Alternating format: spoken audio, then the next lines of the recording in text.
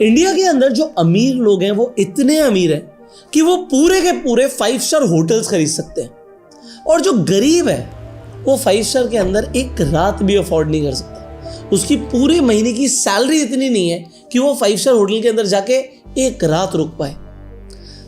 अमीर लोग अमीर होते जा रहे हैं, ऐसा तो आपने सेइंग सुनी होगी कि अमीर और अमीर होता जा रहा है और गरीब होता जा रहा है। बट ये गैप बढ़ क्यों रहा है? इसका रीजन है अमीर आदमी पैसे को अलग तरीके से मैनेज करता है और गरीब आदमी पैसे को अलग तरीके से मैनेज करता है। ये जो पैसे का मैनेजमेंट है ना, ये अमीर को और अमीर और गरीब को और गरीब बना रहा है। वेल, इस वीडियो के अंदर हम समझने वाले हैं जो अमीर लोग हैं वो अपने पैसे को किस तरीके से मैनेज करते हैं कि वो और उनके आने वाली जनरेशन्स भी अमीर होती जा रही है, और एक गरीब आदमी का कुछ नहीं हो पाएगा। ये भी आपको इस ही वीडियो में समझ आएगा। आप चाहे कितनी भी मूवीज देख लीजिए, आजकल मूवीज में क्या दिखाया जाता है, एक आदमी बहुत गरीब होता है और वो फिर सबसे अमीर आदमी बन जाता है उस शहर का। ऐसी कई सारी मूवीज देखी होंगी, गोविंदा के टाइम से अभी साउथ इंडियन मूवीज सबके अंदर इसी तरीके की कहानी है, क्योंकि ये कहानी एक गरीब आदमी को अच्छी बहुत लगती है कि एक दिन अपन इस पूरे शहर पे राज करेगा। ऐसे डायलॉग्स आपने कई मूवीज में देखे होंगे। वेल, शाहरुख खान ने इस डायलॉग को जिया है, बट कितने लोग शाहरुख खान बन पाएंगे? और शाहरुख खान की भी स्पेंडिंग हैबिट्स क्या है? जितने भी अमीर लोग हैं वो एक पैटर्न फॉलो करते हैं जिससे वो अमीर बनते हैं, और हम उस पैटर्न को डिकोड करने की बात करेंगे इस वीडियो के अंदर। देखिए, स्टार्टिंग सबकी आपने देखा होगा, ज्यादातर जब अमीर लोग अपनी कहानियां सुनाते हैं तो वो बताते हैं कि एक टाइम पर हम भी गरीब थे, और वो झूठ नहीं बोल रहे। आप चैट जीपीटी से जाके पूछिए, गूगल से जाके पूछिए, ज्यादातर लोग जो आज की डेट में अमीर हैं वो सेल्फ मेड होते हैं। एक सेइंग मैं भी प्रमोट करता हूं कि गो सेल्फ मेड। आप सेल्फ मेड बनिए। 40 से 50% लोग जिन्हें आप अमीर देखते हैं वो एंटरप्रेन्योर्स हैं, वो अपना खुद का बिजनेस कर रहे हैं। अब ये जो एंटरप्रेन्योर है, ये एंटरप्रेन्योरियल माइंडसेट है, ये माइंडसेट पैसे के मैनेजमेंट को क्या सिखाता है, आज हम उसे डिकोड करने वाले हैं। तो जो आज मैं आपको मैनेजमेंट के बारे में बताऊंगा, वेल, इंटरनेट पे इन्फ्लुएंसर्स हो सकता है कुछ अलग बोल रहे हो, मुझसे हटकर बोल रहे हो, बट जितना मेरा एक्सपीरियंस है मैं आपको वो एक्सपीरियंस देने की कोशिश करूंगा, और आई होप आपको वो एक्सपीरियंस काम आएगा। और इसी वीडियो के एंड में हम डिकोड करेंगे पैटर्न को जो अमीर लोगों के अंदर होता है, अमीर लोगों के माइंड के अंदर होता है, और गरीब लोगों के अंदर पैटर्न बिल्कुल ऑपोजिट होता है। तो सबसे पहले मैं बात करने वाला हूं मनी मैनेजमेंट की।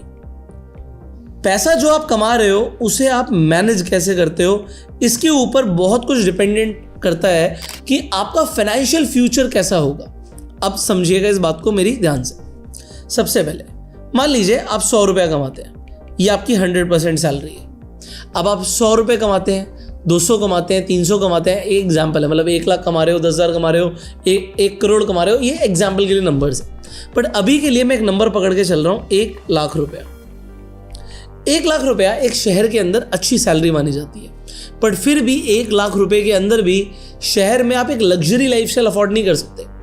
बट अभी कुछ बिल्कुल प्रैक्टिकल रूल्स मैं आपको बता रहा हूं जो शायद आप फॉलो कर पाओ।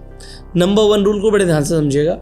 अगर आपकी सैलरी 1 लाख रुपया है या फिर 1 लाख रुपए से कम है, तो इन दोनों ही केसेस में आपको मिनिमम 10% तो पैसा साइड करना ही है इन्वेस्टमेंट के लिए।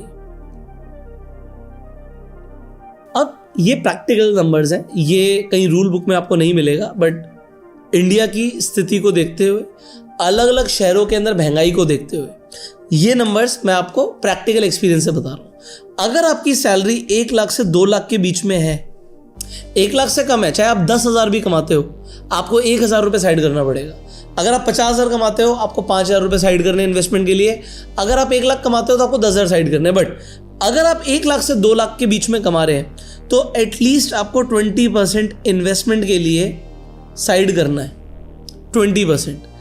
अगर आप 2 से 3 लाख कमा रहे हैं तो 30%, और अगर आप 3 लाख से ऊपर कुछ भी कमा रहे हैं तो 40% मिनिमम आपका इन्वेस्टमेंट में जाना चाहिए। और ऑब्वियसली मैं पोस्ट टैक्स के आपके हाथ में जो पैसा बचता है उसकी बात कर रहा हूँ। तो ये आफ्टर टैक्स जो भी आपके हाथ में बच रहा है, मतलब टैक्स तो भरना ही हम सबको, पर जो भी आपको आफ्टर टैक्स बचता है उसका ये आप रूल बना लीजिए। अगर आप इस रूल को फॉलो करेंगे तो फायदा क्या होने वाला है ये मैं आपको डिटेल में समझाऊंगा। आप गूगल पर जाके कोई भी एसआईपी कैलकुलेटर लिखिएगा। अब मैं एसआईपी की बात क्यों कर रहा हूँ, क्योंकि ज़्यादातर लोग जो म्यूचुअल फंड में इन्वेस्टमेंट्स करते हैं, हमें म्यूचुअल फंड में नहीं करनी है, मैं कहीं और करनी है, वो मैं आपको बताऊंगा अभी, वो दूसरा स्टेप है। बट ज़्यादातर लोग 90% लोग जो म्यूचुअल फंड में इन्वेस्टमेंट करते हैं वो 1 साल के अंदर अपनी एसआईपी को रोक के पैसा बाहर निकाल लेते हैं। अब आपको ऐसा ना करना पड़े तो इस वीडियो के अंदर बहुत सारे पॉइंटर्स हैं। बट आप देखिए, अभी हमने एग्जांपल लिया था, एक आदमी जो 10,000 रुपये इन्वेस्ट करेगा, मतलब 1 लाख रुपए कमा रहा है तो 10% इन्वेस्ट करेगा और मार्केट मान लीजिए 15% के आसपास की रिटर्न दे देती है, तो अगले 20 साल में उस आदमी के पास कितना पैसा होगा? लगभग 1.5 करोड़ रुपए। बट देखिए, 1.5 करोड़ रुपया आज आपको हो सकता है बड़ा या छोटा कुछ भी लगे, बट नीचे देखिए आपने सिर्फ 24 लाख रुपए इन्वेस्ट करे थे। अगर आप 24 लाख रुपए इन्वेस्ट करते हैं तो by the time of your retirement, या आप अपने बच्चों के लिए कुछ प्लान कर रहे हैं, लाइफ में कोई भी बड़ा गोल आप रख रहे हैं, तो वो आप पूरा कर सकते हैं सिर्फ 10,000 रुपए महीने की इन्वेस्टमेंट से भी। अगर आप इस इन्वेस्टमेंट को ज्यादा कर सकते हैं तो ये नंबर आपके लिए कितना भी बड़ा हो सकता है। तो आप देखिए, 24 लाख की इन्वेस्टमेंट आपकी 1.5 करोड़ बन सकती है। अब एग्जाम्पल के लिए आप 20 साल की जगह ज्यादा टाइम देते हैं, मान लीजिए आप 25 साल देते हैं, तो 1.5 करोड़ रुपए कितना ही हो जाएगा? आपको लग रहा है 2 करोड़ हो जाएगा? नहीं, वो 3 करोड़ से भी ज्यादा हो जाएगा और आपकी इन्वेस्टमेंट से 30 लाख की है। तो आपका पैसा लगभग 10 गुना हो रहा है जो आपने इन्वेस्ट किया, और वो भी स्लोली, ये नहीं कि एकदम से इन्वेस्ट किया। सो ये आपको मंथली इन्वेस्टमेंट का बेनिफिट है। अब लोग ज़्यादातर म्यूचुअल फंड्स को चूज़ करते हैं, बट मैं रिकमेंड करता हूं कि आप इंडेक्स ईटीएफ्स को चूज़ कीजिए। यहां पर मैं आपको 4 ईटीएफ्स के ऑप्शन दे रहा हूं, जिनमें से आप किसी में भी जाके पैसा लगा सकते हैं। पहला है निफ्टी 20, जिसमें आपका पैसा जो है निफ्टी के अंदर लगेगा, मतलब इंडिया की टॉप 50 कंपनियों में पैसा लगेगा। दूसरा है मिड कैप ईटीएफ, तो आप मिड कैप ईटीएफ सर्च कीजिएगा। इस ईटीएफ के अंदर आप मिड कैप स्टॉक्स में पैसा लगाते हो। तीसरा ईटीएफ जो मुझे बहुत पसंद है वो है HDFC SML, जिसमें आपका पैसा स्मॉल कैप स्टॉक्स में लगता है। और अगर आप यहां पर प्राइस देखेंगे तो प्राइस देखिए 296, 22, 169, तो ईटीएफ्स बहुत सस्ते होते हैं जिन्हें आप कभी भी खरीद सकते हो। अब एक लिंक मैं आपको दे रहा हूं डिस्क्रिप्शन और पिन कमेंट में, इसी प्लेटफॉर्म का, जिस प्लेटफॉर्म के थ्रू आप ETF में SIP कर सकते हो, वो भी मंथली। अब आप 5,000 लगाना चाहो, 1,000 लगाना चाहो, 500 लगाना चाहो, आप 500 रुपये महीने से भी इन्वेस्टमेंट शुरू कर सकते हो, चॉइस आपकी है। बट जो भी आप इन्वेस्टमेंट करना चाहते हैं उसकी आप SIP कर सकते हैं। एंड फाइनली जो मुझे ETF पसंद है दैट इज मेफैंग। सो इसके अंदर आपका जो पैसा है US की जो टॉप 10 IT कंपनीज हैं उसमें लग रहा है, और इसका जो प्राइस है वो 169 है सिर्फ। अगर आप मेफैंग की रिटर्न भी देखेंगे तो पिछले कुछ टाइम से आपको दिख ही रहा है कि US की स्टॉक मार्केट भाग रही है, तो मेफैंग इंडिया में बैठ के आप इंटरनेशनल इक्विटीज में भी एक्सपोजर ले रहे हैं। सो ये बहुत इंपॉर्टेंट है। तो दोस्तों, यहाँ पर हमने मनी मैनेजमेंट के पहले रूल को समझा है, दैट इज हम जो भी कमा रहे हैं उसका हमें एटलीस्ट 10%, और मिनिमम अगर आप 3 लाख से ऊपर कमा रहे हो तो 40% आपको इन्वेस्ट करना ही करना है। अगर आप ये नहीं करते हो ना तो आप अपने आप को बहुत बड़ी ट्रबल में डाल लोगे, क्योंकि आप लाइफ में कभी पहुंच ही नहीं पाओगे आगे। यहाँ पे रूल लिख लीजिएगा, आपकी सैलरी आती है मान लीजिए 1 तारीख को, या आपकी सैलरी आती है 5 तारीख को, या आपकी सैलरी आती है 10 तारीख को। जो भी आपकी सैलरी की डेट है, जो भी आपकी सैलरी की डेट है, अगर आप उस डेट के अगले दिन, मतलब second day of your salary,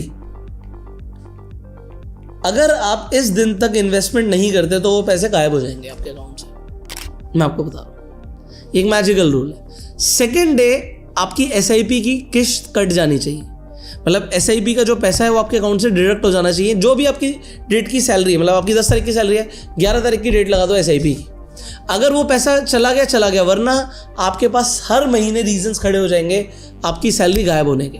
और आपको पता है 15 दिन निकलते नहीं है सैलरी आए हुए और आपकी 80% सैलरी उड़ जाती है। कितने लोगों के साथ ऐसा होता है? कमेंट करके बताइएगा, क्योंकि ज़्यादातर लोगों के साथ ऐसा ही होता है। सबसे इंपॉर्टेंट बात यह है कि ज़्यादातर लोगों को लगता है कि उन्हें अमीर बनने के लिए मोटिवेशनल वीडियोस को सुनना पड़ेगा, उन्हें विल पावर चाहिए, सेल्फ कंट्रोल चाहिए। ये सारी चीज़ें सेकेंडरी है दोस्तों। सबसे इंपॉर्टेंट पता है क्या है? डिसिप्लिन। हर चीज़ लाइफ में जो भी अकम्प्लिश होती है, जो अचीव की जाती है, वो करी जाती है डिसिप्लिन से, और इसका कोई तोड़ नहीं है। जैसे मैं आपको एग्जांपल देता हूँ, आप जिम में जाते हैं बॉडी बनाने, तो आप एक दिन मोटिवेट होकर जिम में चले जाते हैं, बट बॉडी एक दिन मोटिवेट होने से नहीं बनती, वो बनती है डिसिप्लिन से। आपको रोज जाना पड़ता है। अब रोज जाना बोरिंग हो सकता है, शरीर में दर्द हो सकता है, बट जाना तो पड़ेगा। पेट कम करने के लिए आपको डिसिप्लिन चाहिए। एक दिन मोटिवेट होके आप क्या करते हो? आप भूखे रह लेते हो, आप 5 दिन तक मीठा नहीं खाते, आपने ऑयली फूड छोड़ दिया और फिर एकदम से होता क्या, क्रेविंग शुरू होती है और आप सब भूल जाते हो। ज़्यादातर लोगों के साथ ऐसे ही होता है और एग्जैक्टली ऐसा होता है जब हम पैसे को मैनेज करते हैं। हम छोड़िए 92% लोग, दिस इज़ द डेटा, ये डेटा मैं आपके सामने शेयर कर रहा हूँ। 92% लोग जो सेविंग शुरू करते हैं और स्ट्रिक्ट सेविंग शुरू करते हैं, उसके बाद 92% लोग ओवर स्पेंडिंग करते हैं। तो ये बिल्कुल वैसे ही है कि आपने 1 महीना अपने आप को स्टार्व किया, आपने मीठा नहीं खाया, आपने ऑयली फूड नहीं खाया, डिसिप्लिन फॉलो किया, और उसके बाद आपने देखा यार पता नहीं मुझे क्या हो गया, मैं आइसक्रीम भी खाने लग गया, मैं मीठा भी खाने लग गया, मुझे भूख भी ज़्यादा लगने लग गई, जबकि आपने 1 महीना अपने आप को टॉर्चर किया था। तो सेविंग करना भी टॉर्चर ही होता है। बट अब फिर आपको क्या करना चाहिए? अच्छा, ये आपको कोई नहीं बताएगा, तो हमने सेविंग के ऊपर बात कर ली।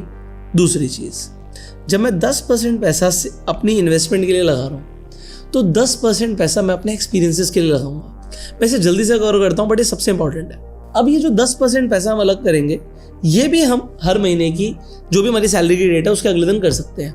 आप उसके लिए एक अलग बैंक अकाउंट बना लीजिए। आपके पास एक आपका सैलरी अकाउंट होना चाहिए और एक आपके पास होना चाहिए, इसे मैं बोलता हूँ मेमोरीज अकाउंट। अब ये मेमोरीज अकाउंट बोलो या मेमोरी फंड बोलो, आपको इसमें पैसा डालना, ये आपका एक अलग बैंक अकाउंट होगा। बट इसमें क्या करने वाले हैं आप? अगर आप 1 लाख कमाते हैं, आप 10,000 रुपये इसमें डालिए। ज़्यादातर लोग इस चीज़ को इग्नोर करते हैं, बट इसकी इंपॉर्टेंस बहुत ज़्यादा है। आपको हर महीना अपने ऊपर भी खर्चा करना है, अपने आप को रिवॉर्ड भी तो करना है। लोग अपने आप को रिवॉर्ड करना भूल जाते हैं। अच्छा, आप पैसे किसके लिए कमा रहे हो? अपने लिए, अपनी फैमिली के लिए, तो उन पे खर्चा करिए। 10,000 रुपये से क्या क्या हो सकता है? अगर ये 10,000 का एग्जाम्पल है, आप 50,000 कमा रहे हैं तो 5,000 से भी बहुत कुछ हो सकता है। क्या क्या हो सकता है? आप अपनी फैमिली को मूवी पर लेके जा सकते हैं। अभी मूवी पर 3 महीने में एक बार या 6 महीने में एक बार लेके जाने की जरूरत नहीं है, ये आप हर महीने भी कर सकते हो। बट उससे क्या होगा? आप मेमोरीज अर्न करते हो। आप लास्ट टाइम अपने पेरेंट्स को मूवी पर कब लेके गए थे? देखो, गर्लफ्रेंड और वाइफ को तो सब ले जाते हैं, पेरेंट्स को कब लेकर गए थे? चलिए मूवी छोड़िए, डिनर पर कब लेके गए थे? अच्छा, इसमें बहुत ज़्यादा पैसे नहीं लगते। आप एक साउथ इंडियन रेस्टोरेंट में जाते हैं, भाई 200 रुपये का भी डोसा आ जाता है, तो 200 रुपये के 3 डोसे भी मंगाए तो पेट भर गया, 600 रुपये का खर्चा आया। बट आपने अपनी फैमिली के साथ एक मोमेंट को एंजॉय किया। अब ये कम ज़्यादा किसी के लिए कुछ भी हो सकता है। आप अपनी फैमिली को भाई बोरा बोरा आइलैंड भी लेके जा सकते हो घुमाने के लिए। अब ये जो आपका खर्चा है, मूवी का, ट्रैवलिंग का, आपका डिनर का, और इसके अंदर मैं एक और चीज़ जोड़ रहा हूँ, गिफ्ट्स का। आपने अपने फादर को लास्ट टाइम गिफ्ट कब दिया था? ज़्यादातर लोगों को याद भी नहीं होगा, क्योंकि आपने दिया ही नहीं। वो गिफ्ट, चाहे वो एक पेन हो, इंपॉर्टेंट ये नहीं कि वो एक पेन है, वो आप एक इमोशन देते हो। और इससे क्या होता है कि आप मेमोरीज अर्न करते हो, क्योंकि जब आदमी अपने डेथ बेड पर होता है ना, वो कभी ये याद ही नहीं करेगा कि उसने ज़िंदगी में मेहनत कितनी करी थी, ऑफिस में क्या क्या काम किया था, वो सब याद नहीं होगा, पैसे कितने बचाए थे, वो भी याद नहीं होगा। आपने अपनी फैमिली के साथ जो मोमेंट्स एंजॉय करी थी ना, आपको वो याद आएंगी। तो वो एंजॉय करने के लिए आपको एक पैसा खर्च करना पड़ेगा, और करिए। बट ये बहुत छोटी छोटी चीज़ें हैं। जैसे मान लीजिए आपकी वाइफ को कॉन्सर्ट्स में जाना पसंद है, आपके शहर में जब भी कोई नया कॉन्सर्ट हो रहा है, बहुत महंगी टिकट्स नहीं होती, जाइए एंजॉय कीजिए। वो यादगार लम्हे हैं, और जितनी आप यादगार लम्हे अर्न करेंगे, ये भी आपकी लाइफ को अपग्रेड करता है। इसमें होता क्या है कि आप एक सोशल नेटवर्क को अर्न करते हो, क्योंकि जब आप घूमने जाते हो तो आप अकेले नहीं जाते, कभी कभी अपने फ्रेंड्स के साथ जाते हो। आपका भी कुछ खर्चा होता है, फ्रेंड का भी होता है, बट एक बॉन्डिंग बनती है। और सोशल नेटवर्क बहुत ज़रूरी है, क्योंकि हम सोशल एनिमल हैं। जितने लोग अलग अलग रहना शुरू कर दिए गए हैं, जितने लोग सोशल मीडिया के थ्रू सिर्फ इंटरनेट पर जिंदा है, वो लोग डिप्रेशन में जा रहे हैं। लोग फैमिली बॉन्डिंग को भूल गए हैं। मैं कहता हूँ ज़्यादा दूर नहीं, आप कीर्तन में जाते हो। जब मैं छोटा था तो कीर्तन जागरण बहुत होते थे, अभी थोड़े कम हो गए हैं, बट फैमिलीज इस तरीके के भी इवेंट्स को ऑर्गेनाइज करती थी। उसे छोड़िए, वैष्णो देवी के रिलीजियस टूर्स ये भी बहुत होते थे, आज भी होते हैं। बट हमने क्या किया, अपने आप को थोड़ा सेपरेट कर दिया। बट उससे आप याद कीजिए, लास्ट टाइम जब आप किसी रिलीजियस जगह पर भी गए थे, आपको मेमोरीज याद है? बिल्कुल ही याद है। अब फाइनली इस लिस्ट के अंदर मैं 2 चीज़ें ऐड कर रहा हूँ जो मुझे बहुत अच्छी लगती हैं। जब हम रिलीजन की बात करते हैं, स्पिरिचुअलिटी की बात करते हैं, तो डोनेशंस को हम नहीं इग्नोर कर सकते। आप डोनेशंस चाहे मंदिर में जाके भूखे लोगों को खाना खिला दीजिए, गरीब लोगों को जाके आप कपड़े बांट दीजिए अपने बर्थडे पर, या फिर आप गौशाला में जाके गाय को चारा ही खिला दीजिए। अपने बच्चों के साथ जाइएगा अगर आप मैरिड हैं तो, या फिर अगर आप अनमैरिड हैं अपने पेरेंट्स के साथ जाइएगा। ये छोटी छोटी मेमोरीज है। आप गाय को गुड़ खिलाएंगे, उसमें हो सकता है आपके 100-200 रुपये लग जाए, बट ये भी आपको इसी फंड से खर्च करना है क्योंकि ये आपका मेमोरी फंड है। ठीक है, ये आपके पर्सनल एक्सपेंसेस नहीं है, ये भी आप एक मेमोरी अर्न कर रहे हो। और डोनेशन चाहे आप गुरुद्वारे में जाके सेवा भी करते हो, आप किसी को लंगर खिलाते हो, वहाँ पे आप डोनेशन बॉक्स में कुछ पैसा डाल रहे हो, इसी फंड से आप डाल सकते हैं क्योंकि ये बहुत बड़ा अमाउंट भी नहीं है और आपको ये एक खुशी अर्न करके देगा। सो इसकी रिटर्न अलग है, मतलब हर चीज़ की हम रिटर्न देखते हैं कि हमने पैसा खर्च किया तो रिटर्न क्या मिली। इन चीज़ों से रिटर्न एक्सपोनेंशियल मिलती है। सेवा करने से जो रिटर्न मिलती है वो एक्सपोनेंशियल है। और हमारे सनातन धर्म में बोलते हैं कि दान देने से धन की शुद्धि भी होती है, तो वो करना चाहिए और ये दिखावा नहीं करना चाहिए। मतलब सोशल मीडिया के लिए मत कीजिए, आप अपनी फैमिली के साथ जाके करिए, कोई प्रॉब्लम नहीं है। सोशल मीडिया पे कर सकते हो क्योंकि उससे आप और लोगों को इंस्पायर करते हो कि वो भी करें, तो मैं उसे भी पॉजिटिव नज़रिए से ही देखता हूँ। ऑल्दो कई लोग दिखाने के लिए करते हैं तो वो एक अलग चीज़ है। फाइनली जो मुझे बहुत इंपॉर्टेंट लगता है, आपका पैशन क्या है यार, वो तो आप भूल ही गए ना। क्रिकेट खेलना पसंद था, हर संडे जाओ ना खेलो। आपको बैडमिंटन खेलना पसंद है, कोई कोचिंग आपको लगानी है, लगाओ। आपके जो पैशन है, आपको पेंटिंग पसंद थी, आप भूल गए हो। आप घर पे हैं, आप एक हाउसवाइफ हैं, आप पहले बहुत अच्छी एम्ब्रॉयडरी करती थी, अभी आप नहीं करती। पेंटिंग करने के भी, कैनवस खरीदने के भी पैसे लगते हैं, बट वो आपका पैशन है ना, उसे भूलो मत। चलो प्ले स्टेशन खेलना पैशन है, ठीक है यार, उसके लिए भी खर्चा हम यहीं से करेंगे। तो इससे क्या होगा, यू विल अर्न मेमोरीज और आपके पास एक जीने के लिए वजह होगी। सो ये मुझे बहुत इंपॉर्टेंट लगता है कि आपको 10% पैसा मेमोरीज में खर्च करना चाहिए। अच्छा, जो तीसरा सबसे इंपॉर्टेंट पॉइंट है, इसे समझ लीजिए। ये मैं इंपॉर्टेंट क्यों बोल रहा हूँ, क्योंकि ज़्यादातर लोग इसे इग्नोर करते हैं। अभी तक अगर हम देखेंगे तो हमने सिर्फ 20% सैलरी को ही खर्च किया है। अगर आप 1 लाख से कम कमाते हैं तो 10% आपने इन्वेस्ट कर दिया और आपने 10% पैसा अपनी मेमोरीज के अंदर एक मेमोरी फंड में डाल दिया। अब आता है बाकी हम 80% पैसे का क्या करेंगे। अब देखो, सबसे बड़ा खर्चा तो हमारा 50% होने वाला है हमारी नीड्स पर। अच्छा, नीड्स में आपका नीड में 2 चीज़ें बहुत इंपॉर्टेंट है, इन्हें समझ लीजिए। नंबर 1, नीड के अंदर आ जाता है हमारा घर। इस घर पर हम हो सकता है रेंट पर रह रहे हो सकता है हमारा अपना हो, बट इसकी EMI जा रही हो, तो ये हमारे खर्चा हो सकता है। अगर आपका पुश्तैनी घर है, एंसेस्ट्रल हाउस है, तो भाई ये ब्लेसिंग होती है। ज़्यादातर लोग अपने घर में नहीं रह रहे हैं, या फिर वो घर उन्हें बहुत छोटा लगता है तो वो बड़ा ले लेते हैं, रेंट पर ले लेते हैं, EMI पर ले लेते हैं। बट अगर आपके पेरेंट्स ने आपको घर दिया ऑलरेडी, जिस घर में आप रहना पसंद करते हैं, तो वो ब्लेसिंग है भाई आपके खर्चे। क्योंकि 50% खर्चे में हम यहाँ पर हाउसिंग के लिए, क्योंकि शहरों में तो घर बहुत महंगे हो गए हैं, इसलिए हम यहाँ पर ही 50% एलोकेशन करेंगे, तो ऑलमोस्ट आपकी 25% इनकम घर में जाती है। इससे ज़्यादा नहीं जानी चाहिए, इसलिए रूल बता रहा हूँ। अगर आप जो भी कमा रहे हैं भाई, आप सिर्फ 25% अफोर्ड कर सकते हैं अपने घर के लिए। अगर आप उससे ज़्यादा घर का खर्चा कर रहे हैं तो या तो आप थोड़ा सा लग्जरी में रह रहे हैं या फिर आप बहुत कम अर्न कर रहे हैं। तो 2 चीज़ें। अब आप कम अर्न कर रहे हैं तो एक छोटा सा डायलॉग बोल देता हूँ, बहुत इंपॉर्टेंट है। आप 9 to 5 क्या करते हैं, इससे आपका घर चलता है, बट आप 5 to 9 क्या करते हैं, इससे आपकी ज़िंदगी बदलती है। बहुत छोटा सा डायलॉग है, बड़े ध्यान से सुनिएगा, बाद में आराम से आपके बहुत काम आएगा कि आपको एक एक्स्ट्रा इनकम का सोर्स बिल्ड करना है, उसके लिए स्किल्स बिल्ड करनी है। ठीक है, तो वो इन्वेस्टमेंट भी आप चाहें तो इस फंड से कर सकते हैं, जो आपका इन्वेस्टमेंट फंड है। अगर आप बहुत कम कमा रहे हैं तो उस टाइम पर आपको म्यूचुअल फंड्स में, ETF में पैसे लगाने की जरूरत नहीं है, अपनी स्किल पे खर्चा कर लो, क्योंकि ये स्किल पे जो खर्चा आप करेंगे यह आपको पैसे कमा के देगा। तो अगर आपको एडिटिंग सीखनी है, जिससे आपको वीडियो एडिटर की जॉब मिल सकती है, तो जाके सीख लो।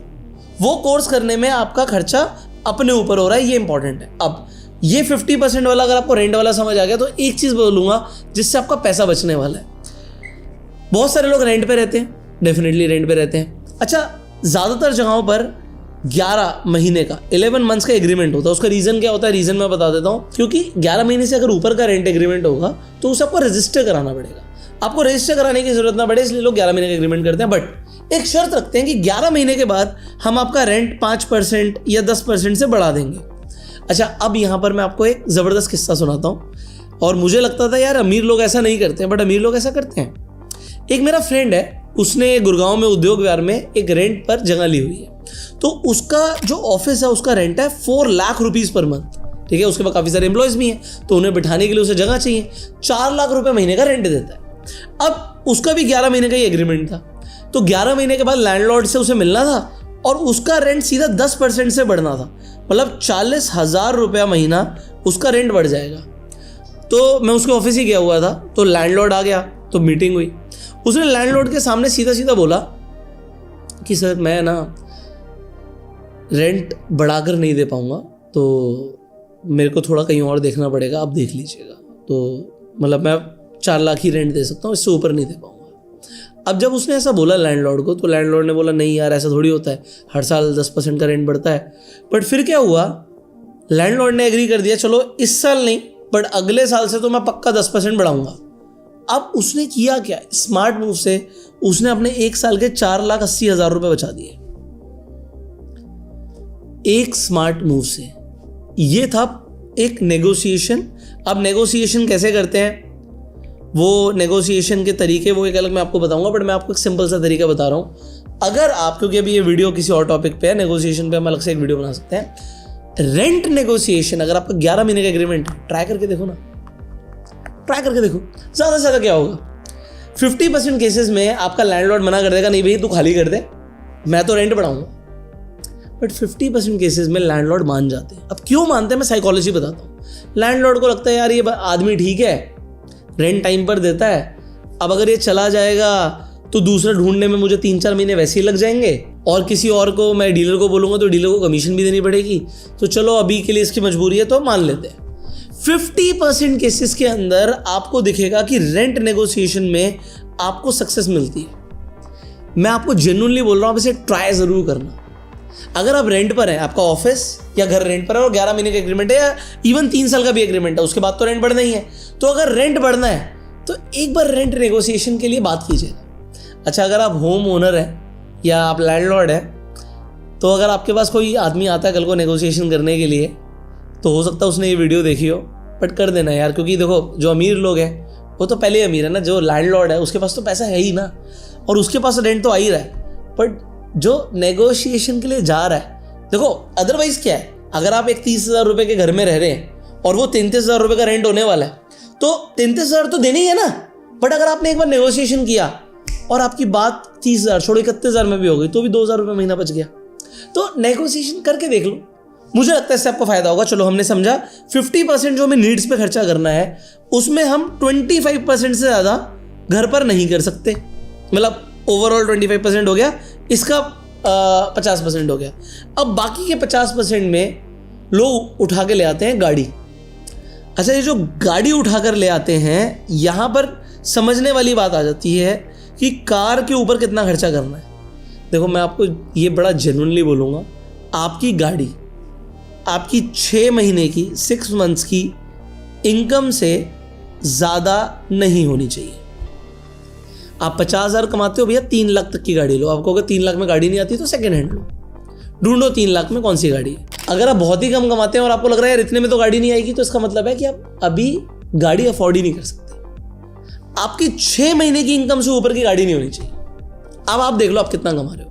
आपको खरीदनी है फरारी, आपको फरारी खरीदनी है, ठीक है जी, आप कितना कमा रहे हैं, आप 20 लाख कमा रहे हैं, तो 6 महीने की इनकम कितनी हो जाएगी, 1,20,00,000। आप फरारी अफोर्ड नहीं कर सकते, सीधी सीधी बात। ये फॉर्मूलेज जो हैं आपको लाइफ में बहुत काम आएंगे मेरे भाई।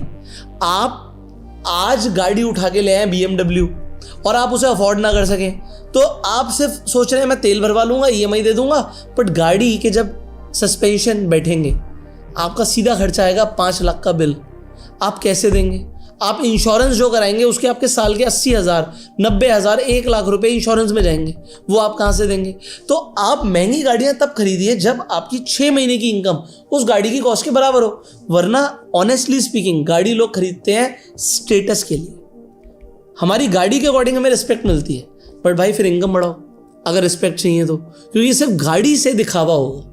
गाड़ी ट्रांसपोर्टेशन के लिए यूज की जाती है, तो आप जो इन नीड्स के लिए पैसा निकाल रहे हो उसका 50% आपने वहां निकाल दिया। किसी भी केस में, दूसरा रूल बता रहा हूं, 25% इसका, मतलब आपकी ओवरऑल इनकम का 12.5% से ज्यादा आप गाड़ी में स्पेंड कर ही नहीं सकते ओवरऑल इनकम का, you can't spend. If you are spending more, आप गरीब ही रहने वाले। बुरा लगेगा आपको मेरी बात सुन के, बट ये फैक्ट है। अब फाइनली आपने देखा 50% पैसा हमारे नीड्स में हो गया। अब देखो जो बाकी का 25% बचा है, इसके अंदर आपका घर का राशन का, ग्रॉसरीज, आप ग्रॉसरीज पे खर्चा करते हो, आपके बिल्स आते हैं, ये सब इसमें खर्चा होना चाहिए। अब अगर ये खर्चा बढ़ रहा है तो आपको उसे ऑप्टिमाइज भी करना पड़ेगा। बट अब एक इंपॉर्टेंट चीज़ आ जाती है, जो आ जाती है अभी हमारी 30% इनकम बची है, इसका क्या करना है। देखो इसमें फिर भी 20% आपको इमरजेंसी फंड के लिए रखना है।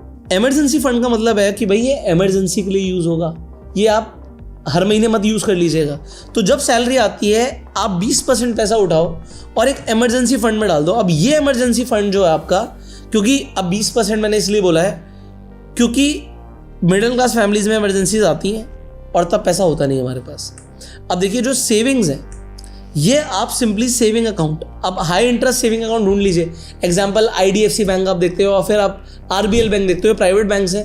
बट IDFC बैंक एग्जांपल के कोई प्रमोशन नहीं है, बट हर महीने आपको 1 तारीख को इंटरेस्ट दे देता है और ऑलमोस्ट शायद साल का 6-7% देता है आपको। तो आधा % आपकी हर महीने की 1 तारीख को आपके अकाउंट में आ रहा है। तो ये आप इमरजेंसी फंड में रखिए। अब इसके बाद भी आपके पास जो 10% बच रहा है, ये 10% बच रहा है ना, ये आप अपनी वॉन्ट्स पर जो मर्जी खर्चा करिए। अब ये वॉन्ट्स अलग हैं थोड़ी सी।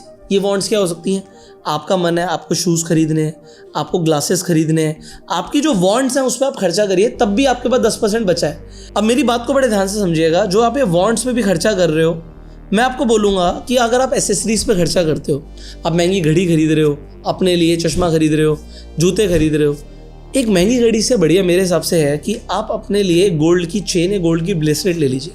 वो पतली ज़रूर आएगी बट आपकी वो भी इन्वेस्टमेंट में ही काउंट होगी। आप उसे यूज़ एज एसेसरी कर रहे हो। आप महंगे शूज़ खरीदने वाले हो, मैं कहूँगा आप एक रिंग खरीद लो गोल्ड की, वो आपके पास ज़्यादा टाइम तक रहेगी, उसकी वैल्यू ज़्यादा होगी और आप अमीर एक्चुअल में दिखोगे। तो ये मेरा सजेशन है कि अगर आप देखते हो अमीर लोग महंगी महंगी घड़ियाँ खरीदते हैं, तो उसमें एक इंपॉर्टेंट चीज़ होती है, उन घड़ियों की रीसेल होती है। जो घड़ी आप खरीद रहे हैं क्या उसकी रीसेल है? अगर रीसेल नहीं है तो वो वैल्यू है ही नहीं, वो इन्वेस्टमेंट ही नहीं है आपकी। तो एसेसरी भी अगर इन्वेस्टमेंट बन सकती है तो ये ध्यान रखिएगा। तो हमने अपने पैसे को कैसे मैनेज किया, हमने 10% अपनी वॉन्ट्स में डाल दिया, जो भी आपको शौक करना है। अब इस शौक के अंदर आपके हर तरीके के शौक आ जाते हैं, तो ये वॉन्ट्स है आपकी।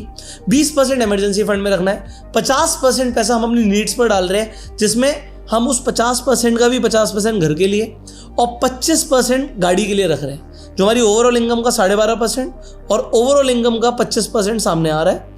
उसके अलावा मैंने बात करी थी मेमोरी अकाउंट की, तो मेमोरी फंड या मेमोरी अकाउंट पर खर्चा करिए, ये एक इंपॉर्टेंट खर्चा है।